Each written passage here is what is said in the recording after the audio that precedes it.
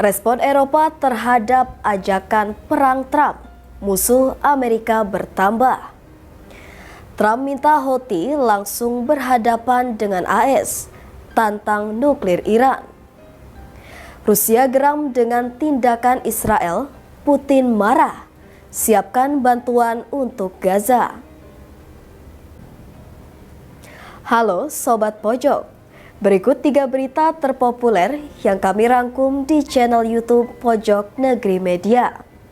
Berita pertama, Eropa kini berusaha menjauhkan diri dari pusat kekuatan industri militer Amerika Serikat.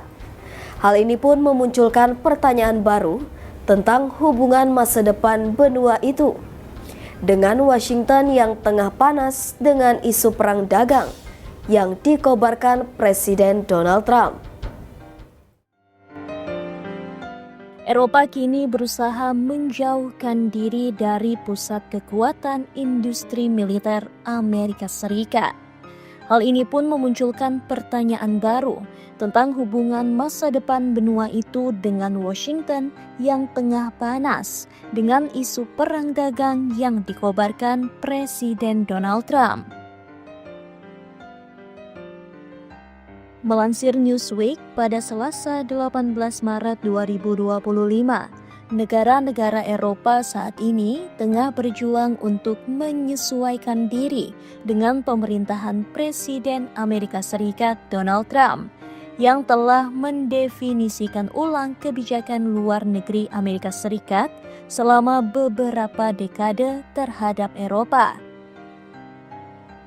Pejabat Eropa telah secara terbuka dan tertutup menyetujui tuntutan dari pejabat Trump untuk secara dramatis meningkatkan anggaran pertahanan dan melepaskan benua itu dari ketergantungan pada militer Amerika Serikat dan kemampuan produksinya yang tangguh. Pemimpin Eropa seperti Presiden Perancis Emmanuel Macron dan Perdana Menteri Inggris Keir Starmer telah berusaha untuk mengarahkan antara menutupi keretakan yang terbuka di seberang Atlantik dan mendukung upaya besar-besaran Eropa untuk berdiri sendiri tanpa dukungan Amerika Serikat. Macron mengatakan bahwa ia akan keluar dan meyakinkan sekutu-sekutunya di Eropa yang sudah terbiasa membeli produk Amerika untuk membelanjakan uang mereka pada teknologi kontinental sebagai gantinya. Sementara itu, Presiden Komisi Eropa Ursula von der Leyen meluncurkan sebuah rencana awal bulan ini dengan mengatakan hingga 870 miliar US dollar dapat didedikasikan untuk pertahanan di Uni Eropa. Namun, ada juga kekhawatiran yang berkembang mengenai apakah Amerika Serikat masih dapat diandalkan sebagai sekutu setia. Dan apakah membeli teknologi canggih Amerika masih merupakan keputusan terbaik bagi mayoritas anggota NATO? Menurut sebuah laporan yang dirilis oleh Stockholm International Peace Research Institute atau SIPRA, awal bulan ini, Amerika Serikat jauh merupakan eksportir senjata terbesar di dunia selama 4 tahun terakhir, yang mencapai 43% dari ekspor senjata global.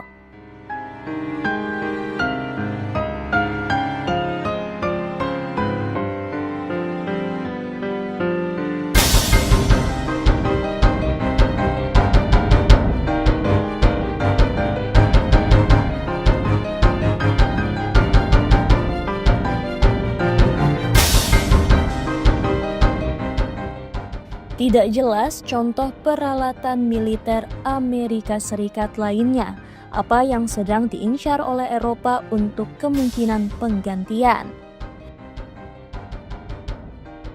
Banyak peralatan Eropa juga menggunakan suku cadang dari perusahaan Amerika Serikat. Dan Amerika Serikat secara historis telah menyediakan beberapa peralatan termahal untuk militer Eropa. seperti logistik, pengangkutan berat, intelijen, dan pengintaian satelit. Pejabat Eropa juga telah mengindikasikan bahwa mereka sedang mencari alternatif untuk Starlink, konstelasi internet satelit yang dioperasikan oleh divisi kedirgantaraan berbasis di Amerika Serikat milik miliarder teknologi Elon Musk, SpaceX, yang telah mendominasi di Ukraina.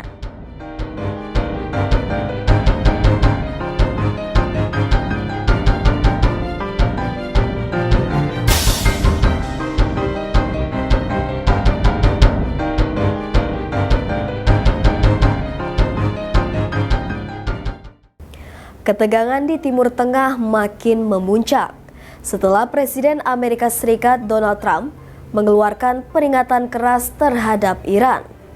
Trump menegaskan bahwa setiap serangan yang dilakukan oleh kelompok Houthi di Yaman akan dianggap sebagai tindakan yang dilakukan oleh Iran sendiri dan akan ada konsekuensi berat bagi Teheran. Ketegangan di Timur Tengah makin memuncak setelah Presiden Amerika Serikat Donald Trump mengeluarkan peringatan keras terhadap Iran. Trump menegaskan bahwa setiap serangan yang dilakukan oleh kelompok Houthi di Yaman akan dianggap sebagai tindakan yang dilakukan oleh Iran sendiri dan akan ada konsekuensi berat bagi Teheran.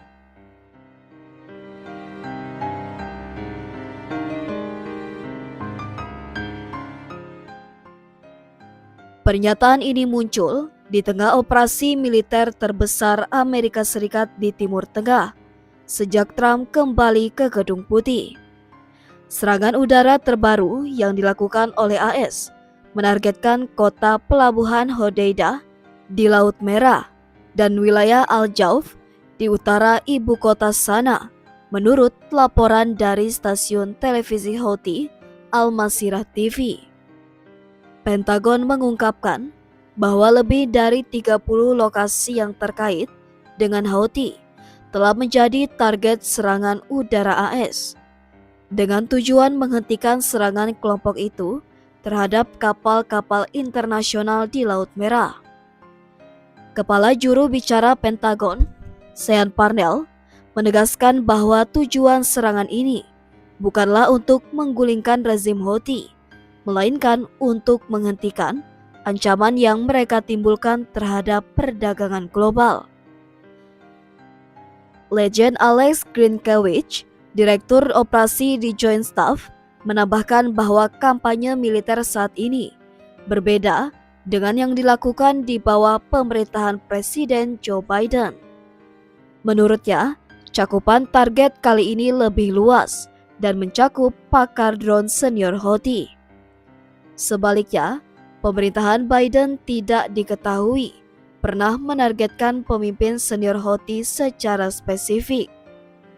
Sementara itu, Kementerian Kesehatan yang dikelola oleh Houthi melaporkan bahwa setidaknya 53 orang tewas dalam serangan udara AS. 5 anak dan 2 wanita termasuk di antara korban. Sementara 98 orang lainnya mengalami luka-luka. Kelompok Houthi yang telah menguasai sebagian besar wilayah Yaman, meskipun hampir 1 dekade, menjadi sasaran serangan udara koalisi yang dipimpin Arab Saudi, telah melancarkan puluhan serangan terhadap kapal-kapal di lepas pantai mereka sejak November 2023. Hal ini mengganggu jalur perdagangan global dan meningkatkan resiko eskalasi konflik regional. Seorang pejabat AS mengatakan kepada Reuters bahwa serangan udara ini dapat berlanjut selama beberapa minggu ke depan.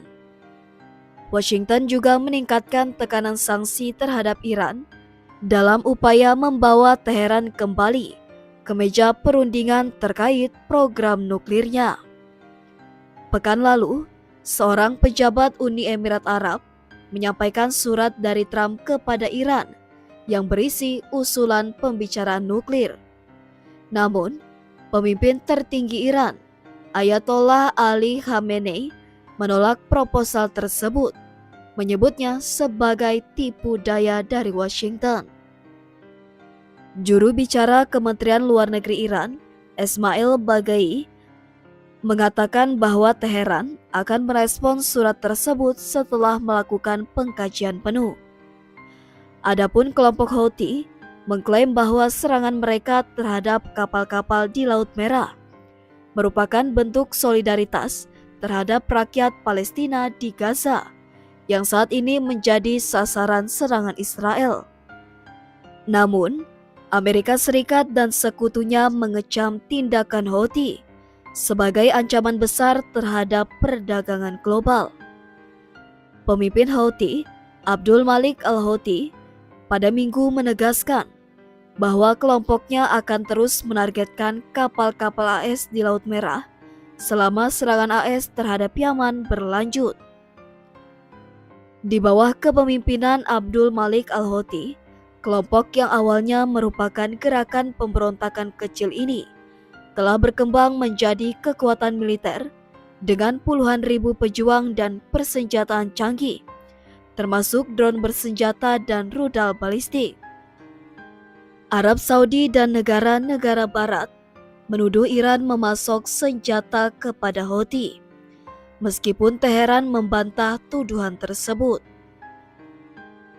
Dalam pernyataan terpisah pada Senin, juru bicara militer Houthi mengklaim bahwa kelompoknya telah melancarkan serangan kedua terhadap kapal induk AS USS Harry S. Truman di Laut Merah.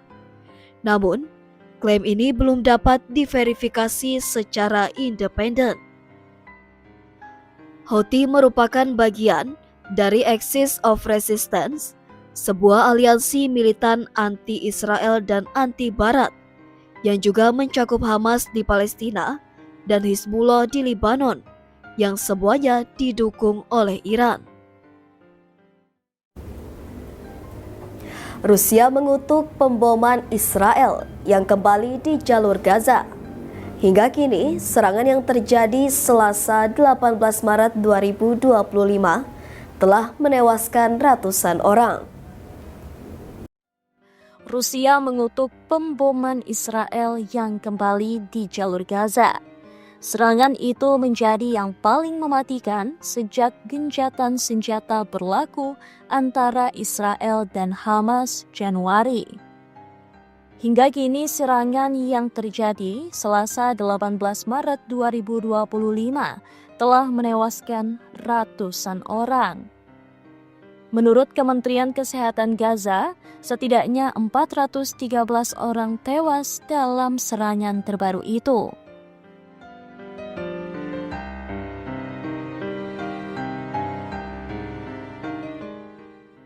Kremlin mengatakan sebelumnya bahwa mereka khawatir serangan tersebut akan menyebabkan eskalasi spiral. Pemerintah Presiden Vladimir Putin mengaku memantau situasi dengan sangat cermat.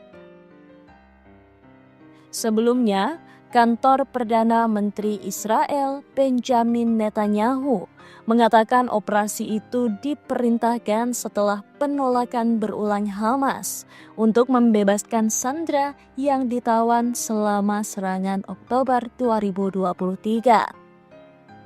Operasi itu sendiri dikatakan diketahui oleh Presiden Amerika Serikat Donald Trump. Sejak melancarkan serangan ke Ukraina, Rusia telah menjalin hubungan yang lebih erat dengan Iran, yang mendukung Hamas dan Hizbullah sambil mempertahankan hubungan yang umumnya baik dengan Israel. Pengaruh Moskow di kawasan itu sebenarnya sedikit berkurang sejak sekutunya Bashar al-Assad digulingkan oleh pemberontak Suriah tahun lalu. Sebelumnya, Qatar, Mesir, dan Amerika Serikat memediasi fase awal gencatan senjata yang mulai berlaku pada 19 Januari. Fase ini sebagian besar menghentikan pertempuran selama lebih dari 15 bulan di Gaza. Fase pertama itu berakhir pada awal Maret Dan meskipun kedua belah pihak sejak itu menahan diri dari perang habis-habisan, mereka belum dapat menyetujui langkah selanjutnya untuk perundingan gencatan senjata. Israel juga telah melakukan serangan hampir setiap hari di Gaza, tetapi tidak dalam skala operasi hari Selasa. Dalam sebuah postingan di Telegram pada dini hari, Selasa, tentara Israel mengatakan bahwa mereka melakukan serangan besar-besaran terhadap target teror milik organisasi teroris Hamas di jalur Gaza. Israel memerintahkan semua sekolah yang dekat dengan wilayah tetangga Gaza ditutup, karena pemerintah mengatakan akan meningkatkan aksi militer terhadap Hamas. Hamas merespon hal itu seraya mengatakan Israel memutuskan untuk mengorbankan sandranya dengan meluncurkan kembali operasi militer besar-besaran di jalur Gaza. Langkah negeri Zionis tersebut telah menghancurkan periode tenang sejak gencatan senjata bulan Januari. Itu tadi 3 berita terpopuler di channel YouTube Pojok Negeri Media dan Pojok Internasional. Jangan lupa share, komen, dan subscribe channel kami. Sampai jumpa di top 3 Pojok Negeri Media selanjutnya.